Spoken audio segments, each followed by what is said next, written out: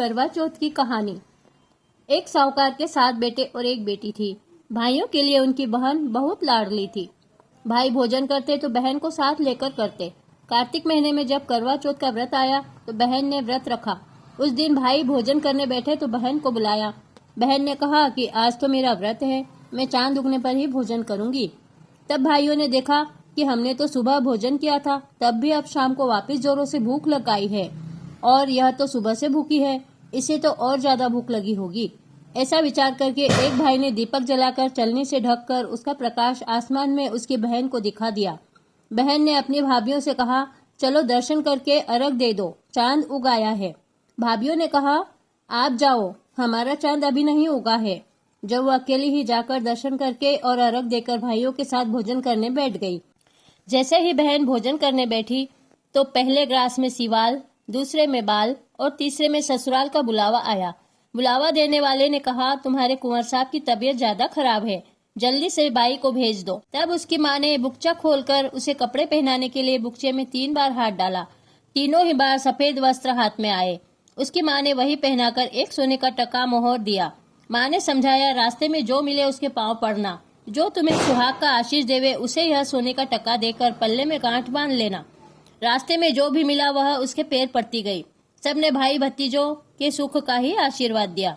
चलते चलते जब उसके ससुराल का दरवाजा आया तो दरवाजे में बढ़ते ही उसकी छोटी सी ननंद खड़ी थी। वह उसके भी पैर पड़ी तो ननंद ने उसे आशीष दिया, सीली हो, सपूती हो, 7 पूत की माँ हो, मेरे भाई का सुख देख। ऐसा सुनते ही भाभी ने झट से अपनी ननंद को सोने का टका देकर पल्ले में गांठ बांध ली। जब वह अंदर गई तो सास रोकर बोली कि ये मरा पड़ा है। बेचारी पत्नी ने देखकर रोने लगी। लोगों ने समझाया बुझाया और उसके क्रियाकर्म की तैयारी करने लगे, पर उसने इन सब को रोक दिया। उसकी सास ने कहा, क्या मरे की सेवा करेगी? उसने कहा, हाँ, मैं मरे की सेवा करूंगी, आप कोई चिंता न करें।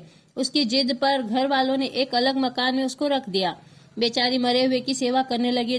दासी आकर बासी सूखी रोटियां दे जाती, उसी से अपना जीवन चलाती। मंगसर मास की चौथ आई। चौथ माता बोली, करवो ले, भाया की प्यारी करवो ले, दिन में चांद उगानी करवो ले, घनी भुखाली करवो ले।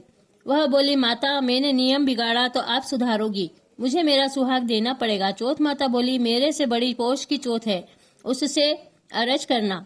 पोष महीने की चौथ आई। उसने कहा, मेरे से बड़ी महा महीने की चौथ आएगी। इसी तरह अपने से अगली अगली माह की चौथ बताती गई और आखिरी आसोजा की चौथ आई। उसने कहा, बाई तेरे पर कार्तिक की चौथ नाराज है, उसने ही तेरा सुहाग लिया है, वह ही वापस भी देगी, तू उसके पैर पकड़ लेना। कार्तिक की चौथ आई। उसने गुस्से में भरकर कहा, भरत भांडवी करवो ले, भाया की प्यारी करवो ले, दिन में चांद उगानी करवो ले, घनी भुखाली करवो ले। पर साहूकार की बेटी उसके पैर पकड़कर बैठ गई। बोली, माता मुझसे भूल हो गई, मैंने यह व्रत बिगाड़ा तो आप इसे सुधारो। उसकी विनती देखकर चौथ माता को दया आ गई। वह खुश हो गई। आंखों में से काजल, चीटी उंगली में से मेहंदी, मांग में से सिंदूर और टीके में से रोली निकालकर अंगुली से छींटा दिया। जैसे ही साहूकार का लड़का तुरंत उठकर बैठ गया और बोला, खूब नींद आई। उसकी स्त्री बोली, ऐसी भी क्या सोना, मुझे तो 12 महीने हो गए। उसने सारी बात बताई। साहूकार का बेटा बड़ा खुश हुआ। उसने कहा, चौथ माता का उत्सव करना चाहिए। उसकी स्त्री ने तुरंत इंतजाम किया, करवा लिया। कहानी सुनी, चूरमा लिया और पति पत्नी ने भोजन करके चौपड़ पासा खेलने लगे। नीचे से उसकी सास ने दासी के हाथ रोटी भेजी। दासी ने दोनों को चौपड़ पासा खेलते हुए देखकर सास को आकर बोली कि वे तो दोनों चौपड़ पासा खेल रहे हैं। सासू को विश्वास ही नहीं हुआ। झट से ऊपर जाकर देखकर बहुत खुश हुई और पूछा, यह सब कैसे हुआ? तब बहू ने सारी बात बताई और बोली, मुझे तो चौथ माता ने सुहाग दिया है, और सासू के पैर पड़ने लगी। सासू ने सुहाग की बहुत आशीष दी। सारी नगरी में यह डिंडोरा पिटवा दिया कि पुरुष की स्त्री, बेटों की माँ, सब कोई 12 चौथ करना, 12 नहीं तो 4 तो करना, अपने दीदे गोड़े हाथ पैर की शक्ति के लिए अवश्य करना। हे चौथ माता, जैसे साहूकार की बेटी को सुहाग दिया वैसे सबको देना। कहता नहीं, सुनता नहीं, हुकारा भरता नहीं, तेरे नाम लेता नहीं। बोलो चौथ माता की जय। गणेश जी की कहानी। एक छोटा सा छोरा चमची में चावल, चमची में दूध लेके घूम रहा था और बोल रहा था कि कोई मेरी खीर बना दो, कोई मेरी खीर बना दो, लेकिन कोई भी उसके ऊपर ध्यान नहीं दे रहा था। एक डोकरी माई बैठी बैठी यह सब देख रही थी, तो वह बोली, आ बेटा, मैं तेरी खीर बना दूं। गणेश जी ने बोला, माँ बड़े बड़े कड़ाह चढ़ा दो और उसमें 1 चम्मच दूध, 1 चम्मच चावल और शक्कर डाल दो। माँ ने बोला, बेटा, इतने से सामान में बड़े कड़ाह की क्या जरूरत है?